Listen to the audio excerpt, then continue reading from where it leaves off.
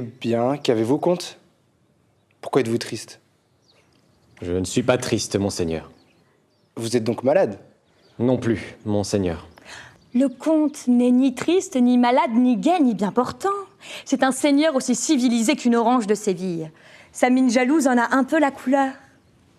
En vérité, madame, je crois que votre portrait est juste.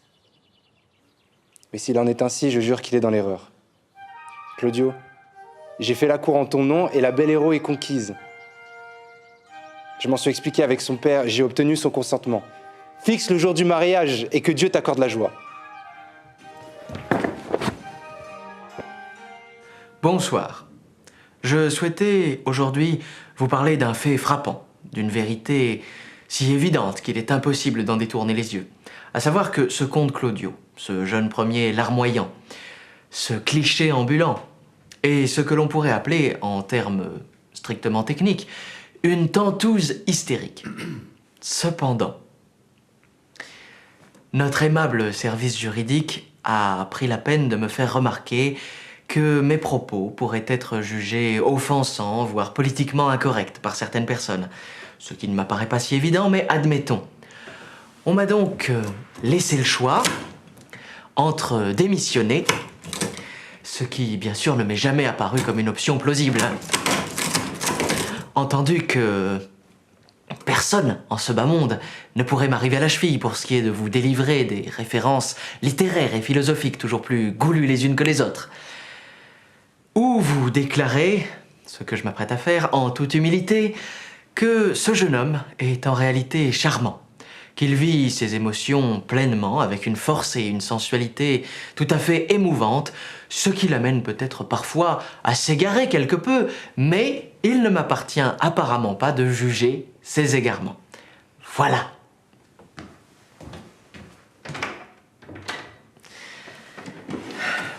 Pour ce qui est du quiproquo auquel vous avez pu assister entre la fin de l'épisode précédent et le début de celui-ci, on m'a accordé de vous la faire courte.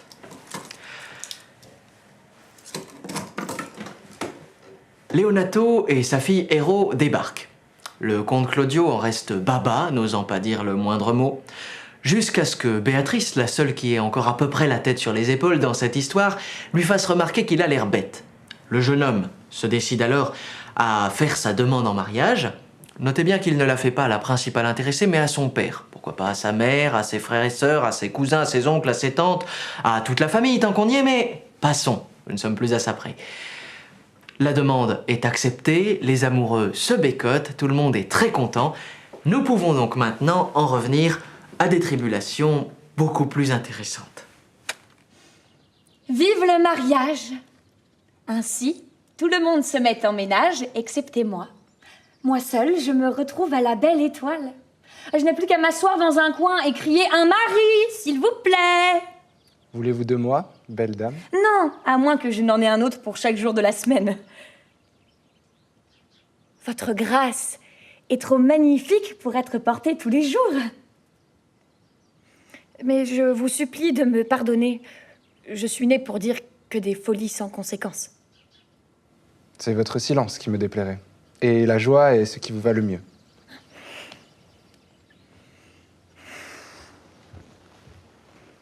Eh bien, voilà une femme de plaisante humeur. Ce serait une excellente épouse pour Bénédicte.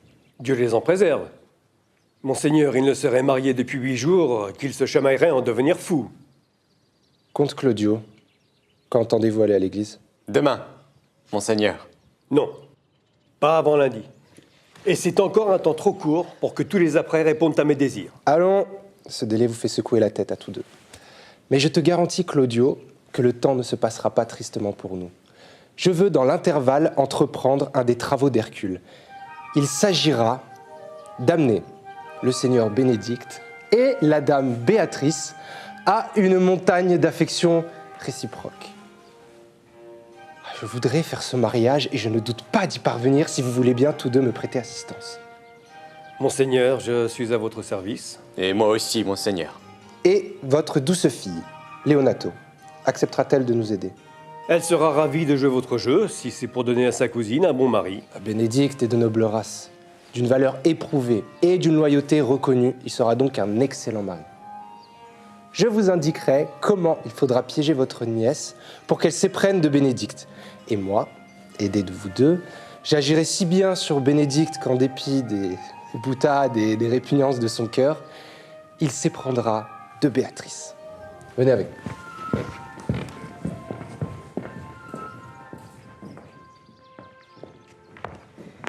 C'est décidé, le comte Claudio épousera la fille de Leonato. Oui, monseigneur. Mais je peux empêcher cela. Tout obstacle, toute entrave, tout empêchement sera un ravissement pour moi. Je suis malade d'aversion pour cet homme. Comment peux-tu empêcher ce mariage? Que par une voie peu honorable, monseigneur. Indique-moi vite comment. Je crois avoir dit à votre seigneurie à quel point je suis dans les faveurs d'Ursule, la suivante d'Hérault. Je m'en souviens. Eh bien, je peux faire sortir Ursule en évidence au balcon de sa maîtresse. Que vois-tu là qui soit de force à tuer le mariage? C'est à vous de composer le poison. Allez chercher le prince, votre frère, et dites-lui qu'il a compromis son honneur en mariant l'illustre Claudio à une catin comme héros. Mais quelle preuve donnerais-je? Une preuve suffisante pour tromper le prince, perdre Hérault, torturer Claudio et tuer Leonato. Il vous faut autre chose? Pour une joie si incomparable, je ferais n'importe quoi. Trouvez un bon moment pour prendre à part Don Pedro et le comte Claudio. Dites-leur que vous êtes sûr que je suis aimé d'Hérault. Affectez une sorte de zèle et pour le prince et pour le comte. Ils ne vous croiront pas sans une preuve convaincante. Dites-leur donc de venir me voir devant la chambre de la belle. Là, ils m'entendront appeler Ursule du nom de sa maîtresse et ils entendront Ursule m'appeler Borachio. La preuve de la déloyauté de Hérault paraîtra si clairement que le soupçon sera certitude et que tous leurs plans seront renversés. Advienne que pourra. Je veux exécuter ton idée. Je vais immédiatement aller m'informer du jour de leurs noces. Ah, les quiproquos. Certaines des plus grandes pièces comiques, anciennes comme modernes, sont parfois construites et articulées autour d'un seul et unique quiproquo. Tandis que d'autres auteurs, comme notre cher Shakespeare, ont de ces grandiloquences qui pourraient faire craindre aux lecteurs non avisés une certaine redondance dans le mécanisme intellectuel de l'œuvre. Mais que nenni! Et c'est pourquoi nos génies dramaturges sont des génies, et que nous, pauvres âmes modernes, ne pouvons que rêver de les égaler un jour. Vous l'aurez compris, les quiproquos se construisent à partir de plans qui se heurtent à d'autres plans, générant ainsi des démêlés sociales d'une extraordinaire complexité qui, lorsqu'elles éclatent au grand jour, nous semblent irrésolubles, semblables à d'inextricables sacs de nœuds. Attendons donc, avec notre impatience inquiète, caractéristique incontournable du spectateur encore ignorant de la suite de l'intrigue. Attendons que chaque chose soit à sa place et que le mal soit fait, car qui peut dire encore si la prochaine vilainie de notre vilain sera la dernière et si elle sera oui ou non victorieuse. Je vous laisse prendre les paris.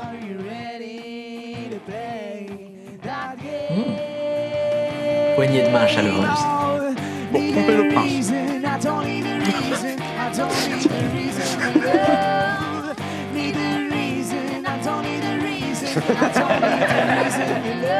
Et j'ai un trou. I don't need the reason, I don't need the